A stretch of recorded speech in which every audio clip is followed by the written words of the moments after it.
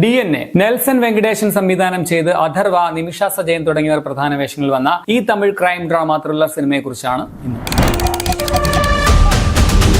സമൂഹത്തിൽ ഗുഡ് ബുക്സിൽ ഇടം പിടിക്കാത്ത രണ്ടുപേർ ആനന്ദും ദിവ്യയും വിവാഹിതരാകുന്നു. അവർക്കൊരു കുട്ടി ഉണ്ടാകുന്നു. പക്ഷേ എന്തോ ഒരു കുഴപ്പമുണ്ടെന്ന് ദിവ്യയ്ക്ക് ഒരു സംശയം തോന്നുന്നു. തുടർന്ന് നടക്കുന്ന സംഭവങ്ങളാണ് DNA എന്ന സിനിമ പറയുന്നത്. ഒരു വെർത്ത് വാച്ച് ആയിട്ടുള്ള ഒരു തമിഴ് ത്രില്ലറാണ് DNA. കുഞ്ഞുങ്ങളുടെ പേരിൽ നടക്കുന്ന, പലരും അറിയാതെ പോകുന്ന ക്രൈമുകളുടെ ഒരു നേർക്കാഴ്ച എന്ന് പറയാം. പണമുള്ളതിന്റെ പേരിൽ നമ്മളൊന്നും അറിയാതെ ആശുപത്രികളിൽ വേണമെങ്കിൽ ഈസി ആയിട്ട് നടക്കാവുന്ന ഇത്തരം ക്രൈമുകളുടെ ഒരു ഞെട്ടിപ്പിക്കുന്ന വശം നമുക്ക് മുന്നറിയിപ്പായിട്ട് കാണിച്ചു തരുന്ന ഒരു സിനിമ കൂടിയാണ്. നല്ല രീതിയിൽ എൻഗേജിംഗ് ആയിട്ട് കൊണ്ടുപോകുന്ന കഥ, നല്ല പ്രകടനങ്ങൾ ഒക്കെ പടത്തിന്റെ പോസിറ്റീവ്സ് ആണ്. പ്രധാന കഥാപാത്രങ്ങളോട് നമുക്ക് തോന്നുന്ന ഒരു ഇഷ്ടം കൊണ്ട് ഇമോഷണലി കണക്ട് ആവുന്നുമുണ്ട്. ആനന്ദായിട്ട് വരുന്നത് അഥർവയാണ്. നല്ല പ്രകടനമായിരുന്നു. കൊമേഴ്സ്യൽ ചേരുവകൾക്ക് വേണ്ടി കുറേയധികം ഹീറോയിക് എലമെന്റ്സ് ഒക്കെ പടത്തിൽ തിരികെ കയറ്റിയിട്ടുണ്ടെങ്കിലും അത് ഓവർ ആക്കിയില്ല എന്നുള്ളത് ഒരു ആശ്വാസമാണ്. സിനിമാറ്റിക് ആയിട്ടുള്ള ആക്ഷൻ സീക്വൻസുകൾ, അതുപോലെ തുടക്കത്തിലുള്ള പിച്ചക്കാരുടെ കൂടെയുള്ള കിടപ്പ്, പാട്ട്, ഡാൻസ്, അങ്ങനെ എഴുത്തിൽ കൺവിൻസിംഗ് അല്ലാത്ത കുറെ കാര്യങ്ങൾ ഉണ്ട്. സ്റ്റിൽ ഡീസന്റ് പെർഫോമൻസ് ആയിരുന്നു. ദിവ്യയായിട്ട് വന്ന നിമിഷ സജയൻ സ്റ്റാർട്ടിങ്ങിൽ ഒരല്പം ബോറായിട്ട് ഫീൽ ചെയ്തെങ്കിലും പിന്നെ ഗംഭീരമായിട്ട് ആ റോള് ചെയ്തിട്ടുണ്ട് പുള്ളിക്കാരി. സ്ട്രോങ് ക്യാരക്ടറാണ്. അവളുടെ ഇൻറ്റ്യൂഷൻസ് അല്ലെങ്കിൽ തോന്നലുകളാണ് ഇതിന്റെ കഥയ്ക്ക് തന്നെ ആധാരമാകുന്നത്. പക്ഷെ കൊമേഴ്സ്യൽ ആക്കാൻ വേണ്ടി ഇടയ്ക്ക് വെച്ച് പടം നായകന്റെ തലയിലേക്ക് ഹീറോയിസത്തിലേക്ക് ഷിഫ്റ്റ് ചെയ്തപ്പോൾ നിമിഷയുടെ ക്യാരക്ടറിന് അല്പം പൊലിമ കുറഞ്ഞു എന്ന് മാത്രം. ബാലാജി ശക്തിവേലിന്റെ SI ചിന്നസ്വാമിയും എനിക്ക് ഇഷ്ടപ്പെട്ട കഥാപാത്രമാണ്.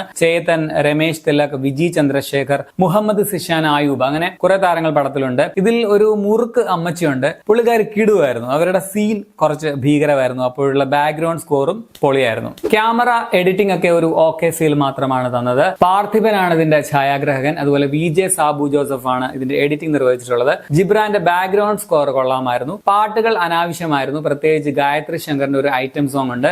അതുവരെയുള്ള പടത്തിന്റെ മൂഡ് മുഴുവൻ നശിപ്പിച്ച ഒരു പാട്ടായിരുന്നത്. പഴഞ്ചൻ സ്റ്റൈലിലുള്ള മേക്കിംഗ് ആണ് പടത്തിന്റെ മെയിൻ നെഗറ്റീവ്. ഹീറോയുടെ വെള്ളമടി, ഇൻട്രോ പാട്ട് സീന്, ഞാൻ പറഞ്ഞില്ലേ ഗായത്രിയുടെ ഒരു അനാവശ്യ ഐറ്റം സോങ്, ക്ലൈമാക്സിൽ ഒരു ആധുനിക ദൈവിക പടം പോലെ ആക്കിയത്, ഇതൊക്കെ മാറ്റി കുറച്ചുകൂടെ ബെറ്റർ ആക്കാൻ പറ്റുമായിരുന്ന ഒരു സ്ക്രിപ്റ്റ് ആയിട്ട് തോന്നി. പാട്ടും അനാവശ്യമായിട്ടുള്ള കുറെ കാര്യങ്ങളൊക്കെ മാറ്റിയാൽ തന്നെ പടത്തിന്റെ ലെങ്തും കുറച്ച് കുറയ്ക്കാമായിരുന്നു. പിന്നെ ബാലാജിയുടെ പോലീസ് ക്യാരക്ടറിന് അവസാനം ഒരു പേ ഓഫ് വരുമെന്ന് ഞാൻ പ്രതീക്ഷിച്ചു. അതുണ്ടായില്ല. ഇങ്ങനെ കുറച്ച് നെഗറ്റീവ്സ് പടത്തിലുണ്ട്. ആകമൊത്തം ടോട്ടലിൽ ഒരു decent one time watch film ആയിട്ടാണ് എനിക്ക് തോന്നിയത് DNA എന്ന ഈ തമിഴ് ക്രൈം ത്രില്ലർ. ഈ പറഞ്ഞ കുഴപ്പങ്ങളൊക്കെ ഉണ്ടെങ്കിലും ഞാൻ ഇൻട്രസ്റ്റോടെ തന്നെ കണ്ടു തീർത്തൊരു പടമാണ്. താല്പര്യമുള്ളവർക്ക് ട്രൈ ചെയ്യാവുന്നതാണ്. വലിയ നഷ്ടമൊന്നും ഉണ്ടാവില്ല. പടം ജിയോ ഹോട്ട്സ്റ്റാർ നിങ്ങൾക്ക് കാണാൻ പറ്റും. 2 മണിക്കൂർ 18 മിനിറ്റ് ആണ് റൺ ടൈം. മലയാളം ഡബിംഗ് ഉണ്ട്. തമിഴ് തന്നെ കാണുന്നതായിരിക്കും ബെറ്റർ. 18+ ഒന്നുമല്ല, എല്ലാവർക്കും കാണാം. അപ്പോൾ നിങ്ങൾ ഈ പടം കണ്ടുള്ളവരാണെങ്കിൽ നിങ്ങളുടെ അഭിപ്രായം കമന്റിൽ രേഖപ്പെടുത്തുമല്ലോ.